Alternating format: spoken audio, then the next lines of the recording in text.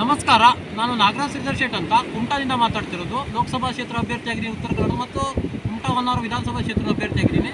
ನಾನು ಈಗಾಗಲೇ ಹುಲಿಯ ಬಗ್ಗೆ ಸ್ವಲ್ಪ ಸಂಕ್ಷಿಪ್ತವಾಗಿ ವಿವರಣೆ ಕೊಡೋದಕ್ಕೆ ಇಷ್ಟಪಡ್ತೀನಿ. ವಿಷಯ ಏನಂದರೆ, ಹುಲಿ ಏನು ಮಾಡ್ತದೆ ಅಂದರೆ, ಆ ದಿನ ಬೇಟೆಯಾಡದ್ದು ಅದೇ ದಿನ ತಿಂತದೆ ಮತ್ತು ಮರುದಿನ ಅದಕ್ಕೆ ವಿಷ ಕೊಲ್ಲೋದಕ್ಕೆ ಆಗೋದಿಲ್ಲ ಯಾರಿಗೂ. ಒಂದನೇದು.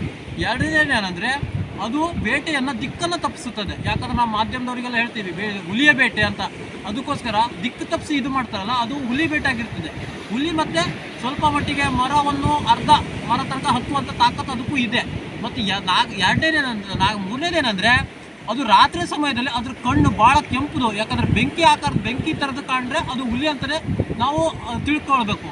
ಮತ್ತು ನಾಲ್ಕನೇದು ಏನಂದರೆ, ಅದು ಮಾಂಸ ಏನು ಮಾಡ್ತದೆ ಅಂದರೆ, ಬೇಟೆ ಆಡಿದ ತಕ್ಷಣವೇ ತಿಂದು ಮುಗಿಸ್ತದೆ ಮತ್ತು ಮರುದಿನ ತಿನ್ನೋದಿಲ್ಲ ಅದು. ಯಾಕಂದರೆ ಅದು ವಿಷ ಹಾಕಿ ಕೊಲ್ಲೋದಕ್ಕೆ ಯಾವುದೋ ಕಾರಣಕ್ಕೂ ಹುಲಿಗೆ ಆಗೋದಿಲ್ಲ.